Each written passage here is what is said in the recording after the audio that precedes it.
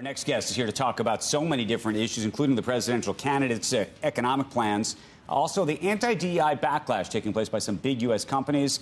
You can add Ford and Lowe's to that list. Last week, they said separately they're going to be scaling back some of those efforts. Also want to get into Elon Musk and what's taking place in Brazil over the weekend. And if you'd indulge me, where I actually want to start talking about the economic plans is a video that went viral last week where Joe and Becky had an opportunity to interview Elizabeth Warren about unrealized tax gains, and that has caused a lot of consternation on all sides. Well, this is one of the worst tax ideas that's floating around. And it's one of the worst tax ideas, not in the abstract, not in the academic halls, but, you know, in America where we have had a different dynamism. The ability, the flywheel of capital and talent and technology going on, that is driven by our tax system, by the willingness of Americans to take after-tax dollars and invest them in risky ventures that may not pay off for years. Okay, so I happen, as you know, there's more. We don't disagree about this issue as it relates to unrealized tax gains. Do people think there's like a technology fairy? No, but my question to you then is, assuming we're not going to do that, and by the way, one of the reasons that that's even put forth is a view that if you don't put something on the table that's taxing those gains annually like this, and if you were to put something out there that said, you know, you can capture the gains later, that potentially a different party, a Republican Party or something else, would get into power later, undo whatever the policies were to capture the gains properly in the future, and therefore you'd actually never capture any taxes. My question to you is, how do you feel, for example, about that's such an ivory tower? Well, no, but there's a practical reality to it, which is we haven't dealt with those folks who take loans, as you know, against their unrealized gains and effectively have those gains. Should that be taxed, for example? You know what, Andrew? Something like that, where someone says, "Okay, I'm going to take a loan, and I'm bringing forward my realization of those gains." I'm very happy to look at that. That's a very narrow issue. Okay. So I'm very happy to look. That's a discussion that. How would you feel about dealing with step up at death? If you because all of these things have a huge implication on the system, which is to say, if you dealt with step up at death, right? If you dealt with this loan issue, you take the incentive away for those things to happen, and therefore those things would get taxed in a way that are somewhat considered proper. If you dealt with carried interest, I'm saying there's low-hanging fruit here. Okay, but we're talking carried interest. We're talking about something that scores at $40 billion over 10 years or something. And therefore, minimum. You wouldn't do it? No, I'm just saying that those discussions I'm happy to have. This idea that we're going to take this fundamental American and uniquely American system, the one that has lifted the entire world out of the COVID malaise because of technology, because of our investments in energy, we're pumping 40% more gas than we did when Trump took office. We're pumping a third more oil. You know why?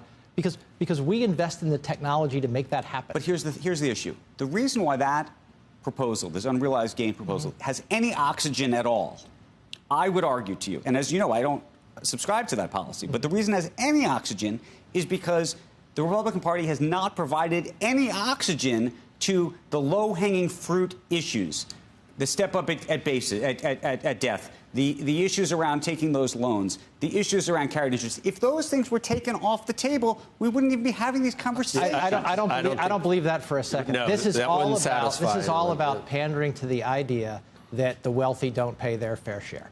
That's how this is cast. We're never good enough. And it's. Let me give you two other things that bother me about this that you're not hearing. One is this incentivizes the government to create inflation.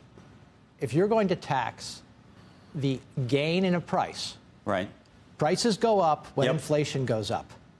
Smart point. So the government is incented to increase prices. And look, if something goes from $100 to $200 because of inflation, you haven't gained anything. But you're going to pay the government. The real viral nature of that discussion wasn't so much on the unrealized gains; it was on price controls and just the notion. Joe, that's my other point. What are price controls? They're the government setting prices. When you're taxing unrealized gain, who decides the price? I mean, we have a market price in the market, but immediately, the government does. Because of the backlash from the right and left, they immediately tacked to say that it's not about price controls. It's an anti-gouging. That was nonsense. I know. But what it really was a way to try to deflect what caused the inflation. And you can say it was a pandemic and reopening. You can say whatever you want. But there was definitely some fire or some fuel thrown, some gasoline thrown on the post-pandemic environment from all the stimulus. And I heard your interview with Elizabeth Warren. It was fantastic. One of the things that she always fails to recognize is that markets are more competitive today than they ever have been because the ability to look at prices. You know, I can look at the internet. Yeah. The internet on my phone. I'm driving down the highway. I can look at the 5 gas stations that are within 30 miles and go to the lowest cost one. So very interesting, and I agree with you when it comes to gas stations. Mm-hmm. I don't agree in the same way about supermarkets. I'm actually curious where you land on that, because the supermarket space is becoming increasingly consolidated. Mm-hmm. There's a real question as to what the pricing that's happening at supermarkets really is. I think by the way, there's been a lot of idiosyncratic issues. Joe brought up with Elizabeth Warren the issues of the real issues around egg pricing and other things. But having said that, the consolidation of the stores themselves has made pricing a more complicated topic. I think that's for supermarkets. There's still. I looked at this because you made this point last time I was on. It's Walmart and Amazon now. I mean, Kroger and Albertsons. That's not where the problem is. Well, that's the question. And the Costco's. Right. I mean, you go up to the. We shop at the Costco in Brooklyn. Yep. It's an unbelievable. I mean, the amount of volume that gets driven through there, therefore driving prices lower, and the amount of people who are there shopping, you know, it is remarkable. I looked at the inflation around grocery stores pre-pandemic.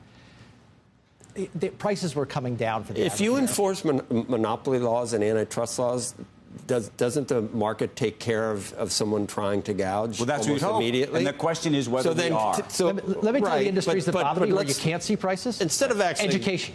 Right. Education, healthcare. We can go through the list. They're the ones where government is involved. Andrew, instead of trying to say, well, bacon in New York costs this, bacon out in the Midwest costs this, we're going to put a cap. Instead of trying to do that, just mind your P's and Q's on the antitrust stuff.